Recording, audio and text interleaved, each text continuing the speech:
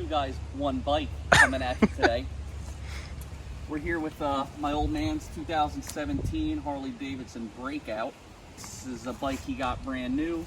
It's a 103 cubic inch motor, fuel injected, V-twin, push rod, air cooled.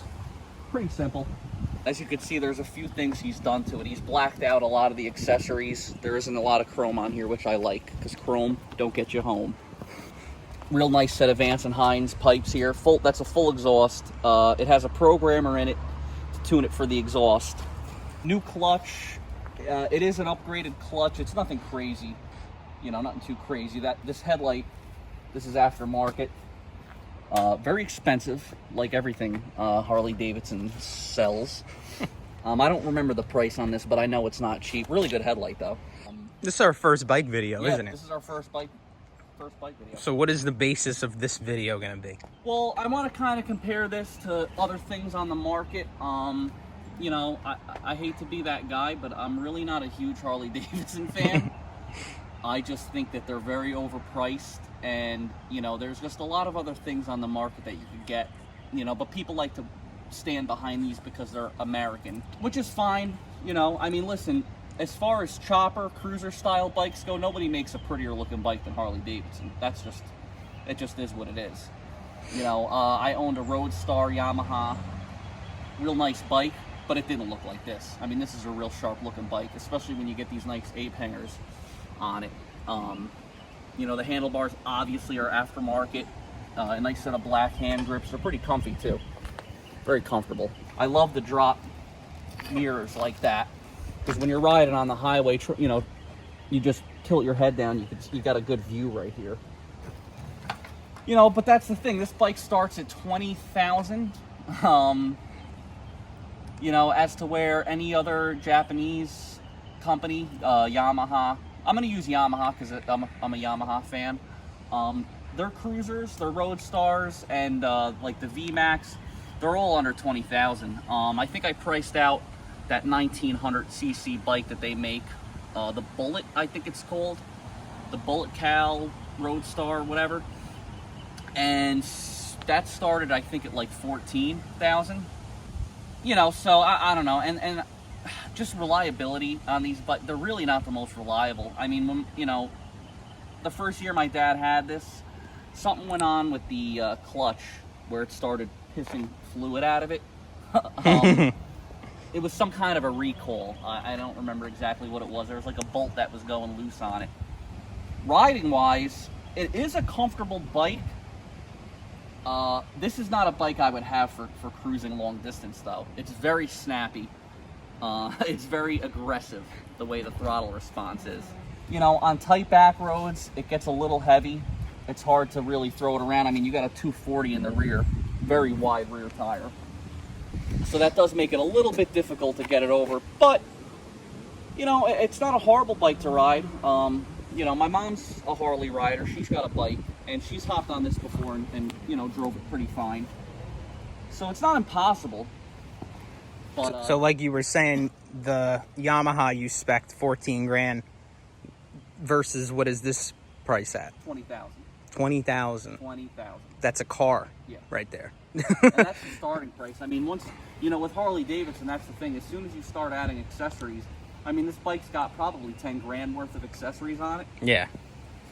Easily. I mean, because like all this is obviously the air filter. You know, this is all aftermarket. Your forward controls, the bars, the headlight. Yeah.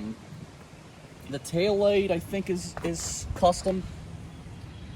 And then obviously the relocation of the license plate, because it comes from the factory with that real ugly setup behind the tire. But that's all bikes. Everybody, that's the first thing you do when you buy a bike. Yeah. Even sport bikes too. But you know, it is a soft tail, so you know it does handle the road pretty well. It's not horrible on your back. This is an aftermarket seat too. This isn't factory. Very cushy.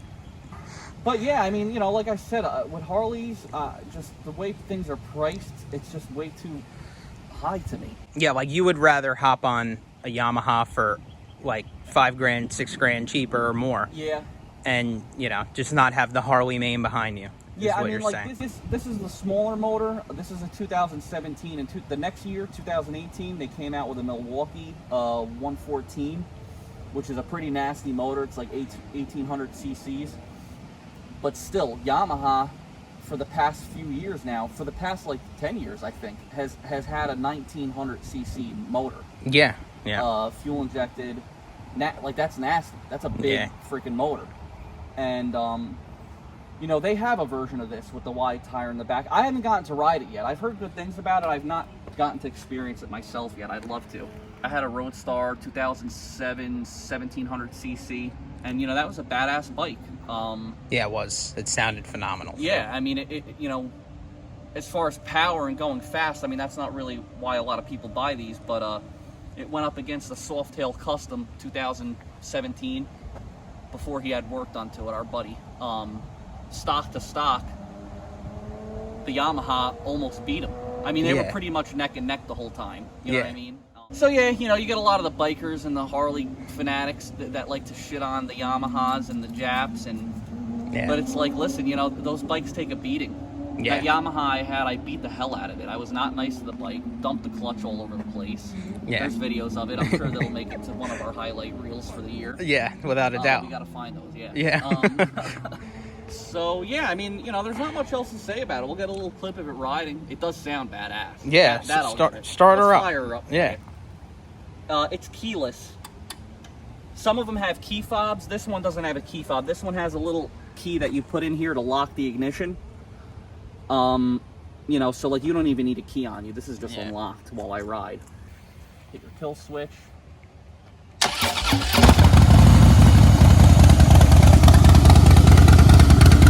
Sounds good. Yeah.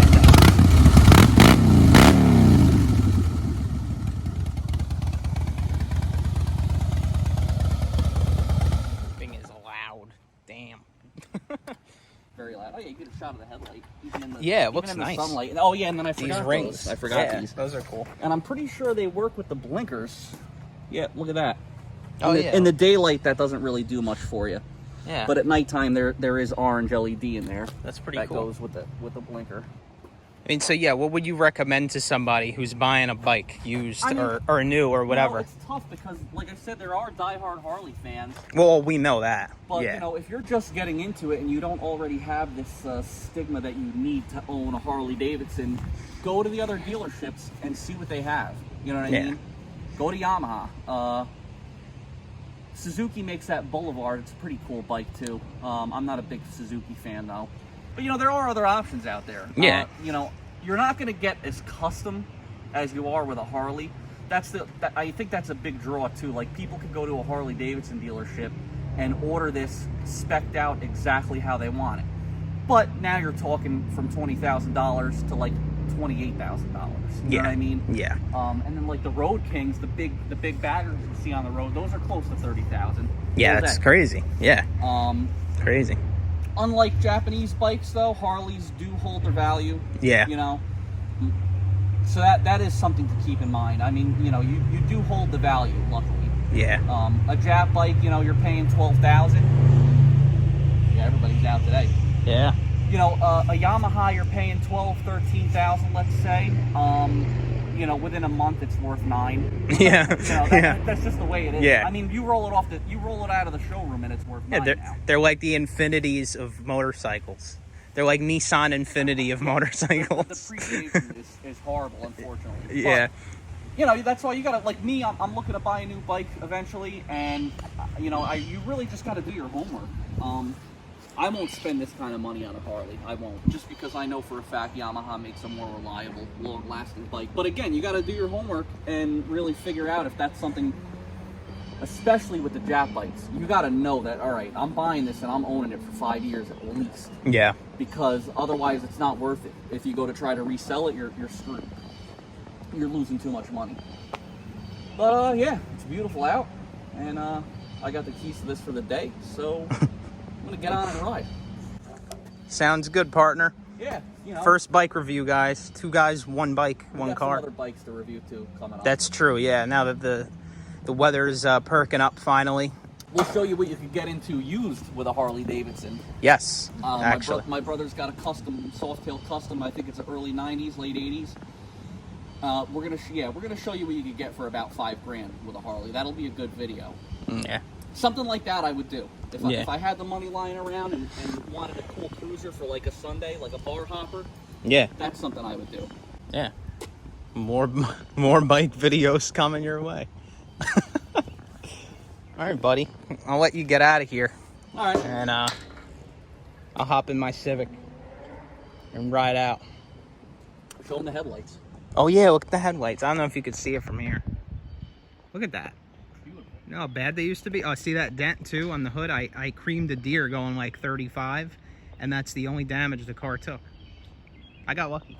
You did. Hopefully I don't hit any deer.